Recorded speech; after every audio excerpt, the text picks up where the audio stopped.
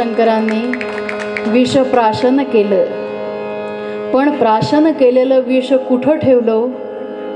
कुठं ठेवलं? कंठात. ते कंठाच्या खाली जाऊ दिलं का? नाही जाऊ दिलं. सगळे उपाय केले, अनेक नावं धारण केली गेली. ते विष अस्सल क्वालिटीचं होतं. त्याच्यात किती काय काय घालून आता जे मिळतं ते एवढंच घेतल्यानंतर सुद्धा माणसं रस्त्याची मापं काढत चालतात. म्हणजे एखादा नमुना आपल्याला इथं पण रोज बघायला मिळतो. पण भगवान शंकरांनी प्युअर असणारं ते विष प्राशन केलं. कोणासाठी? तुमच्या आमच्यासाठी. कारण त्या विषाचा एक जरी थेंब या जमिनीवर पडला असता, तसाही तो पडलाच आहे.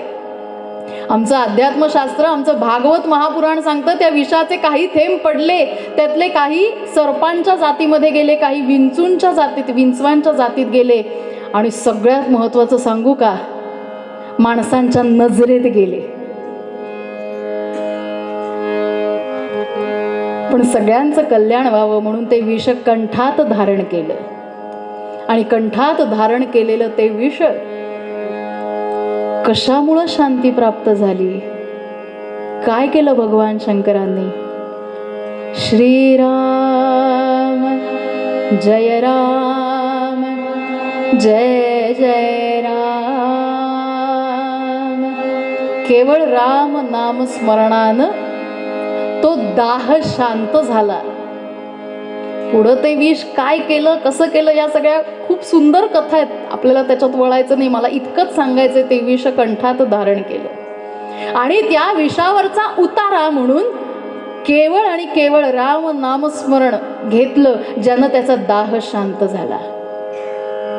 बघा, कंठाचा विचार करता, कंठापासनं बरोबर विधभर अंतरावर आमचा मेंदू आहे, म्हणजे बुद्धी आहे, आणि विधभर खाली अंतरावर आमचं हृदय आहे, जिथं मन वास करतं.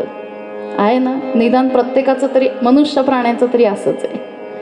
बरोबर बुद्धी आणि मन याच्या मधोमध असणारा हा कंठ आहे. आम्ही आमच्या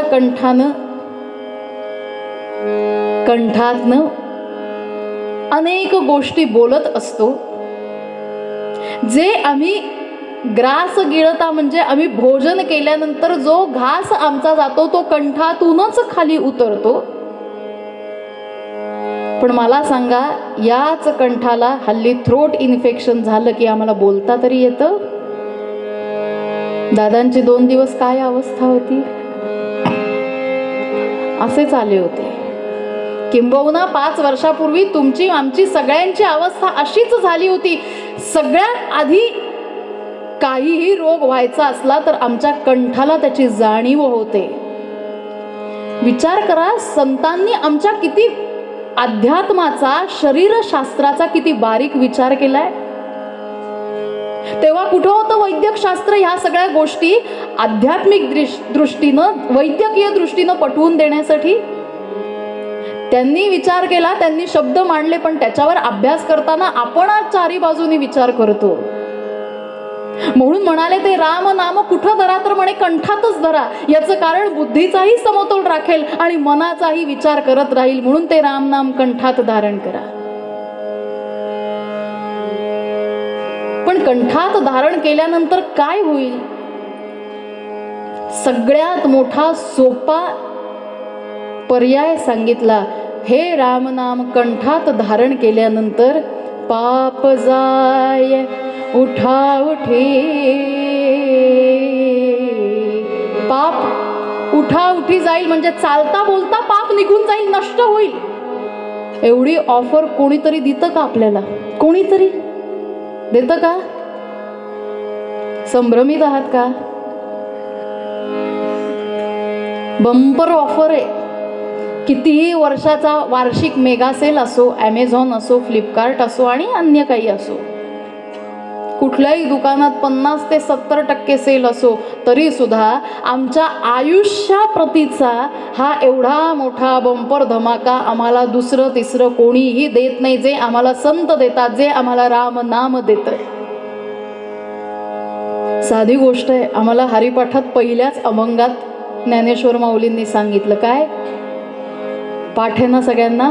का पाठ आहे त्याच्याकडं? नाही ना? पाठ आहे ना? म्हणणार माझ्या बरोबर सगळे मोठ्या आवाजात गोड गळ्याने म्हणणार ना?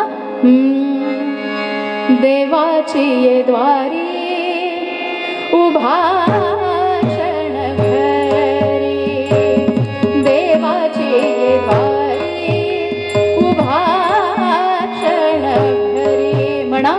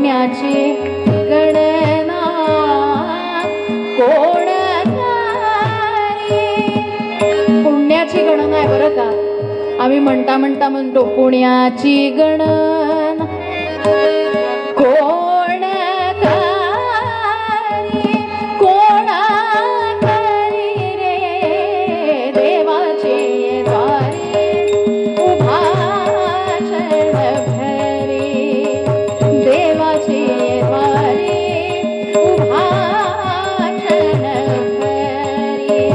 तेणे मुक्तीच्या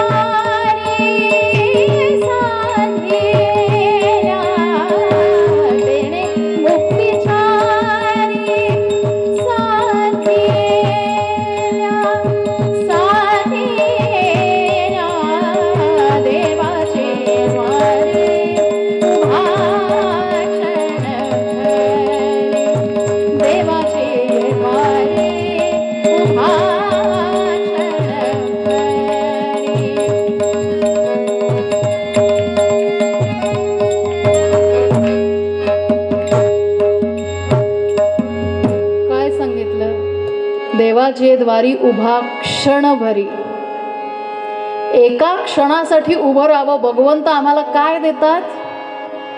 तेणे मुक्ती चारी साधी येल्या, स्वरूपता समीपता सायुज्यता. चौथी कुठली? सलोकता. या 4 प्रकारच्या मुक्ती भगवंत आम्हाला देतात. तुम्ही म्हणाला कोणाला हव्यात मुक्ती? असं जर म्हटलं तर भगवंतांनी जे दिलंय हेच समजलं नाही तर काय करावं? आपल्याकडं काय आहे, भगवंतांनी आपल्याला काय क्वालिटीचं दिलंय हेच जर आपल्याला समजलं नाही तर त्या देहाचा उपयोगच आपण करणार नाही आहोत. हरिमुखे म्हणा, हरिमुखे म्हणा. मुखातनं ते नाम येण्यासाठी ते कंठात आधी आमच्या असायला हवं.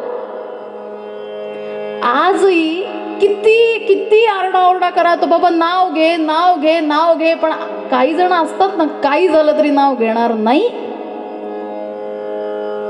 ज्या परवा आपण तुकाराम बुवांच्या सासूबाईंचं उदाहरण बघून आलो, नाही घेतलं नाव, काय झालं? परिणाम आपण सगळ्यांनी बघितला. म्हणून हे रामनाम कंठात धारण करावं. ज्या रामनामामध्ये पापनाशनाची योजना सांगितली, पाप जाय उठा उठी, येता जाता उठता बसता तुमचं पाप नाहीसं होईल. आपल्याला असं वाटेल की आपण पापच करत नाही. असे असतात मनुष्य की मी काही पाप केलं नाही, मी चोरी चहाडी केली नाही, कोणाला कधी मारलं नाही, कोणाला कधी वाटेल तसं बोललो नाही, मी नाही पाप केलं. पण असा विचार करत असताना जर असं जैन धर्माचा अभ्यास करूया, ते कायम तोंडाला फडकं बांधून असतात, पायामध्ये पादत्राणं घालत नाहीत. का? कारण त्यांना कल्पना आहे की आपल्या बोलण्यानं, आपल्या चालण्यानं अनेक जीवजंतू आपल्याकडून नाश पावतायत, मृत्यू पावतायत. म्हणजे एक प्रकारचं पापच आहे ना, आहे ना. जेवढं कर्म आपल्याकडनं होत असतं तेवढ्या कर्माचा विपाक सुद्धा आपल्याकडनं होत असतो. म्हणजे प्रत्येकाकडनं ठरवून का होईना, न ठरवता, न कळत पाप होतं. आणि म्हणून हे पाप कायमचं जाण्यासाठी आम्ही काय करावं? फक्त रामनाम कंठात धारण करायचंय. काय होतं यांनी? तर स्वरूपानंदांनी पहिल्याच चरणामध्ये दृष्टांत दिला, नामे पाषाण तारिले. सगळ्यांना अनेक वर्ष राम जन्माची कीर्तनं, रामाविषयीचा पूर्वरंग ऐकून रामनामानी पाषाण दगड कसे तरले हे माहित असेल. माहितीये?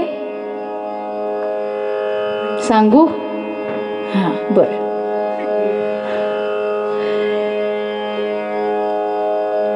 सीतामाईला आणण्यासाठी प्रभू श्रीरामांना जात असताना समुद्र आडवा आला. आणि हा समुद्र पार करून त्या लंकेपर्यंत कसं पोहोचायचं हा मोठा प्रश्न उभा राहिला. आणि म्हणून एकेका दगडावर श्रीराम श्रीराम श्रीराम असं लिहावं आणि तो दगड पाण्यात सोडावा. काय झालं? सगळे दगड पाण्यात तरले. आजही आमच्या शास्त्रांनी, आमच्या विज्ञानानं हा सेतू शोधून काढलाय. त्यामुळं जे काही कोणी इतके वर्ष बरळत होते की राम सेतू नाही, राम सेतू नाही, त्यांना इतकाच प्रश्न विचारावा, राम सेतू हे क्या? कळलं तर बघा, नाही तर द्या सोडून. ज्याला रामाशी काहीच देणं घेणं नाही, ज्याला राम कोण, राम काय हे माहिती नाही, त्याला तो राम सेतू कधी कळणारच नाही. प्रत्येकानं त्या दगडावर श्रीराम लिहावं, तो दगड पाण्यात सोडावा. प्रभू श्रीरामांना असं वाटलं की सगळे जण एवढे काम करतात, छोटीशी खारुताई पण त्याच्यामध्ये काम करते बरं का. म्हणून भगवंतांनी तिच्या अंगावरनं जो हात फिरवला, त्या खारुताईच्या अंगावर आम्हाला जी ती 3 बोट दिसतात ना, ती प्रभू श्रीरामांची. तेव्हापासनं त्यांची अशी प्रजाती निर्माण झाली. प्रभू श्रीरामांना वाटलं की सगळे जण इतकं कार्य करतायत, मी पण थोडीशी मदत करतो. म्हणून प्रभू श्रीरामांनी काय करावं? एखादा दगड घ्यावा, त्याच्यावर श्रीराम लिहावं आणि तो दगड पाण्यात टाकावा. आता जसे सगळ्यांच्या हातून दगड तरले, तसे प्रभू श्रीरामांच्या हातून दगड तरायला तयार. सगळे दगड बुडायला लागले. भगवंताला मोठा प्रश्न पडला, का असं होतंय? पण इथं मारुतीराय येतात, बुद्धिमताम वरिष्ठम, अतिशय कुशाग्र बुद्धीचे असणारे आमचे मारुतीराय. मारुतीराय येतात आणि विचारतात प्रभू श्रीरामांना, प्रभूजी तुम्ही काय करताय हे? प्रभू श्रीराम म्हणतात, काही नाही म्हणाले, तुम्ही सगळेजण इतके कष्ट करताय, थोडीशी मदत मी पण केली पाहिजे, म्हणून मी रामनाम लिहितोय, ते दगड पाण्यात सोडतोय.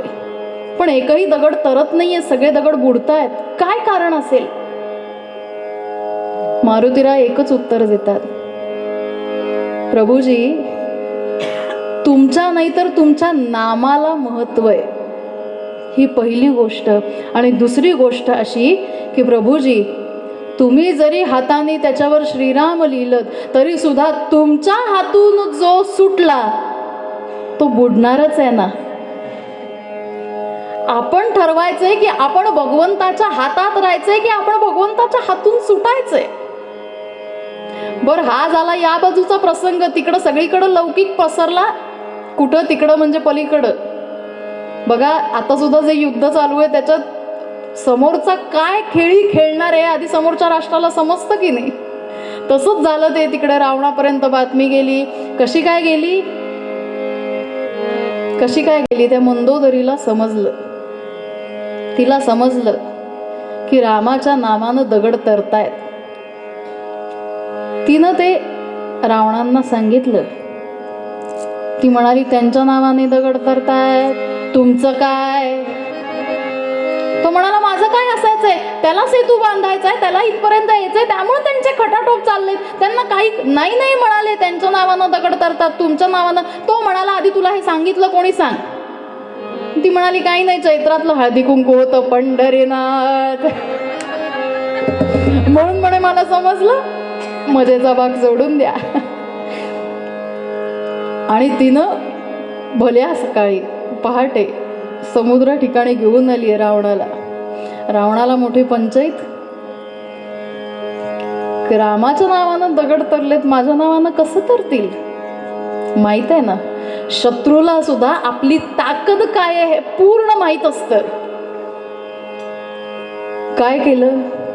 मंदोदरी बसून राहिलेत, वेळ कसा काढता येईल तसा विचार करतायत. नाही, आता खूप ऊन येईल खूप, आपण जाऊया. ती म्हणाली, काही होत नाहीये, कुठं जायचं नाही, आज मला बघायचंच आहे तुमच्या नावाने दगड तरतात की नाही. ठीक आहे म्हणाले.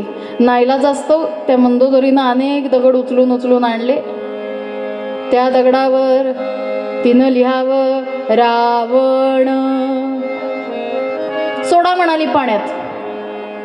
रावण म्हणतो, बाबा हिनं काय पंचायत केली मोठी, आता कसं जोडावं, पाण्यात बुडणार खात्री आहे, पण काय करावं, नाईलाज झाला. स्त्री हट्ट, परवा बाल हट्ट बघितला, आज इतका हट्ट, काही पर्यायच नव्हता. दगड घेतला, रावण लिहिलेलं बघितलं, पाण्यात सोडला. काय झालं? दगड बुडला नाही, दगड तरला. तिला इतकं आश्चर्य वाटलं. ती म्हणाली, अय्या काय कमाल आहे, तुमच्या नावाने सुद्धा दगड तरतात. झालं, दिवसभर तिनं त्याच कामाला लावलं रावणाला. दिवसभर एक दगड आणून देते त्याच्यावर. रावण पाण्यात सोडला, पाण्यात तरला. थोडीशी का होईना मदत रावणानं पण केली. दमली बिचारी, दमली आणि खरंच म्हणाली, मला एका प्रश्नाचं उत्तर द्या, तुमच्या नावाने दगड तरतात कसे काय? तरतात काय कारण काय? ते म्हणाले, कोणाला सांगणार नसशील तर एक गोष्ट सांगतो. कोणाला सांगणार नाहीस ना? सांगणार का कोणाला?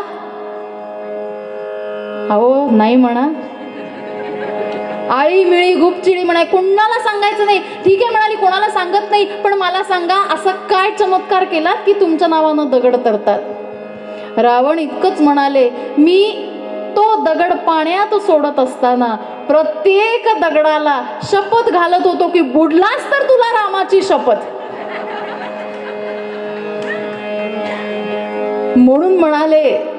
म्हणून अनेक संत म्हणाले, नामे पाषाण तारिले, दगडांना सुद्धा तारण्याची ताकद ज्या नामामध्ये. नामे पापी उद्धरिले. अजामिळासारखा पापी असणारा मनुष्य या नामामुळं तरुण गेला. इतकी या नामाची ताकद आहे, इतका या नामाचा महिमा आहे. अजून काय सांगितलं? नाम जपे वाल्या कोळी.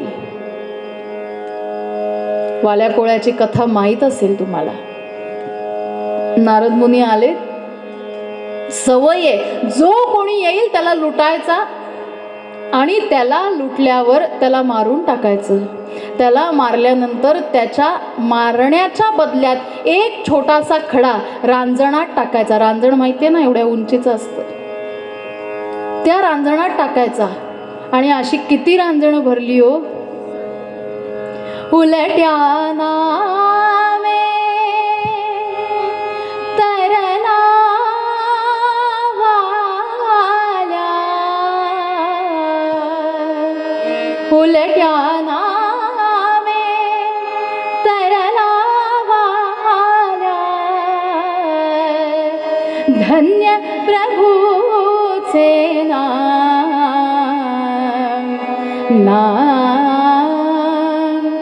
धन्य प्रभूचे नाम. श्रीराम जय राम जय जय राम, श्रीराम जय राम जय जय राम. बोला.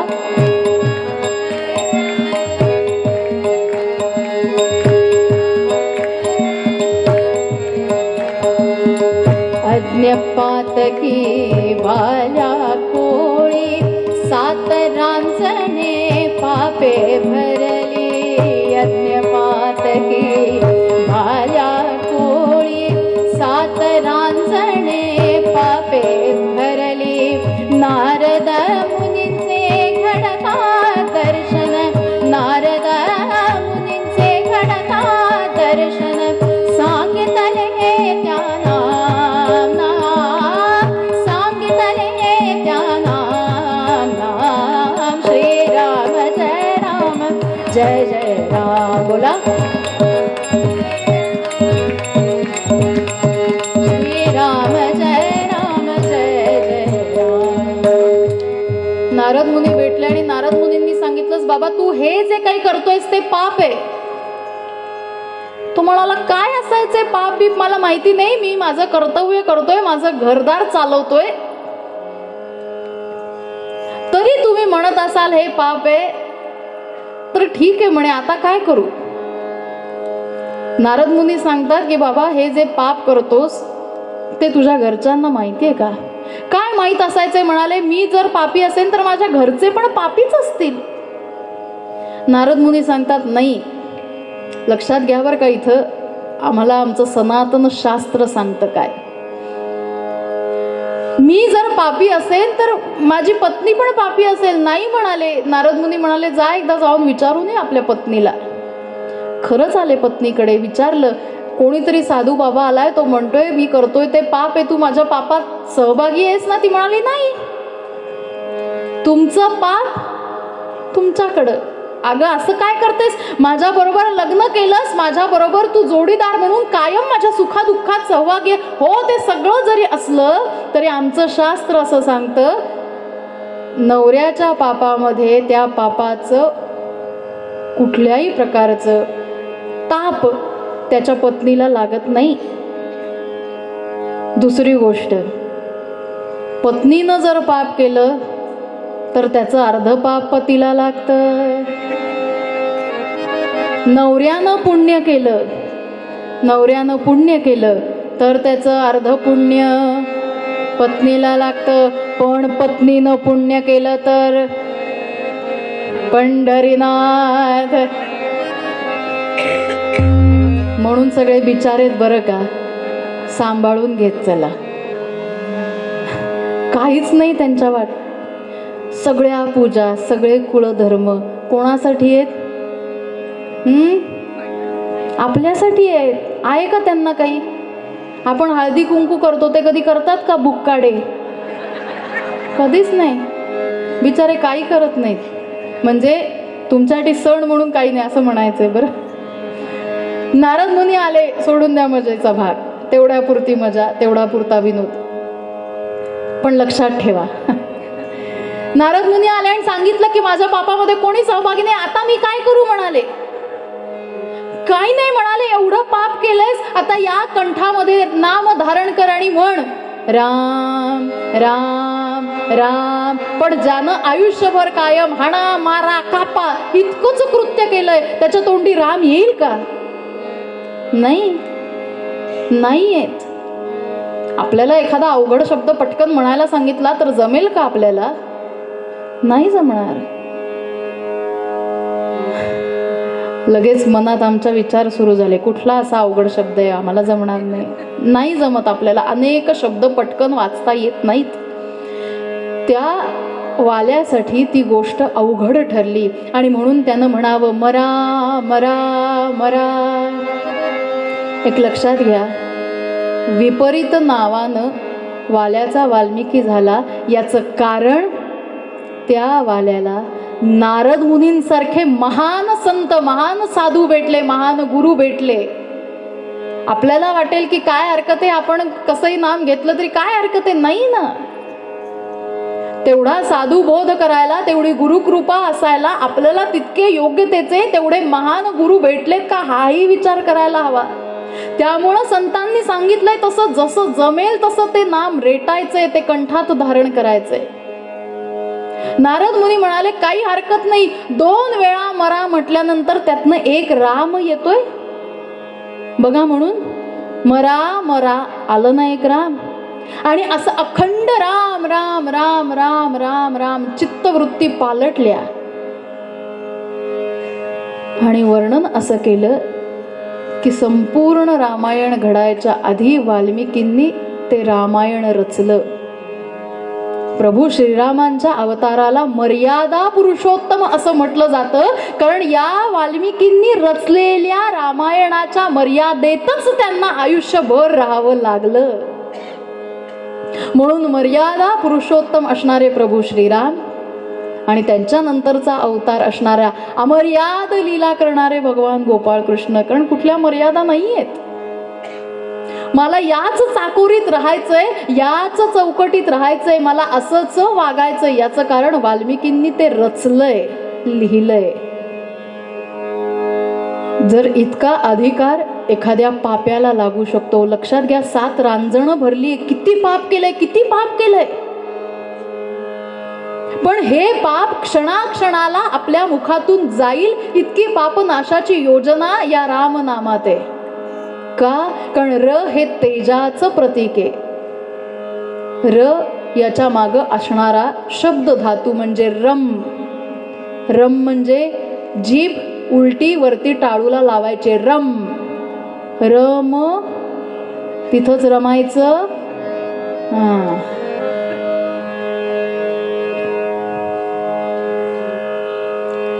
र हे तेजाचं प्रतीक आहे. आणि याच्यासाठी एक सुभाषितकारांनी एक छान एक श्लोक सांगितला. राकारोच्चार मात्रेण बहिर्निर्याती पातकम पुनः प्रवेश संदेहे मकारस्तु कपाटवत. सगळ्यांकडनं ऐकलं असेल. आपल्या घरी प्रत्येकाच्या घरची ही अवस्था आहे. ज्या घरात लहान मुलं आहे, मोठं मुलं आहे, कपाटामध्ये कपडे कसे असतात. तुम्ही खरंच असाल शिस्तीचे. आमच्या घरातनं कपाटात कपडे असे कोंबलेले ठेवले. जेवढं त्याच्यात भरून भरून ठेवता येईल. तुम्हाला इतकं आश्चर्य वाटतंय. खरंच उद्या काका जाऊया का बघायला कपाट.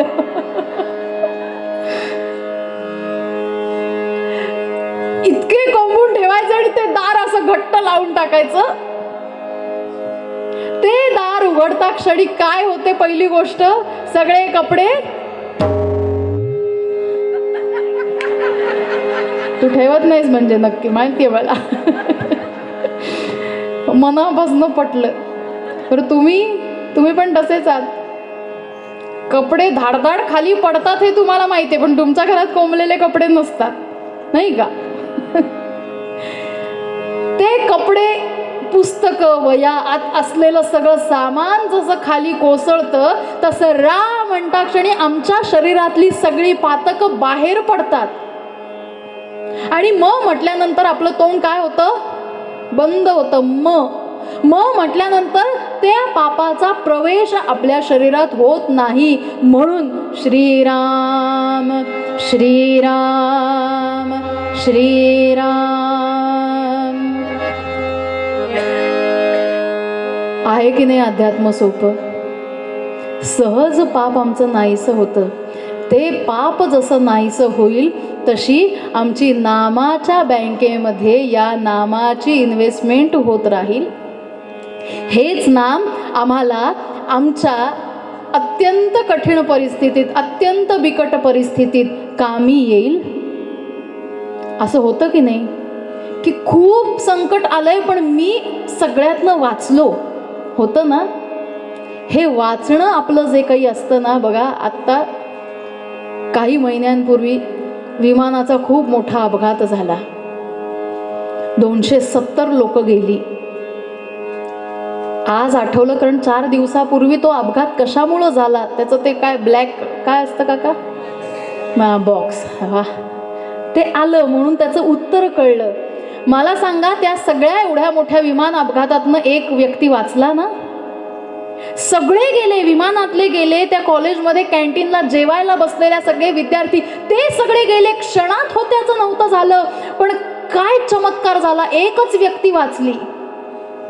कुठंतरी नामाची गुंतवणूक त्यानं त्याच्या आयुष्यभरासाठी केली आहे म्हणून सगळ्यातनं सही सलामत तो बाहेर आला. असं जर आपल्याला वाचायचं असेल, आता याचा दोन्ही अर्थानं विचार करा बरं. प्रत्येक वेळी ज्यावेळी आपलं प्रारब्ध, आपलं कर्म याची एक वेळ येणारे, आपल्या सगळ्या पाप पुण्याचा एक वेळ येतो ना, तेव्हा हा देह प्रत्येकाला सोडायचा आहे. ही सुद्धा गोष्ट लक्षात ठेवा.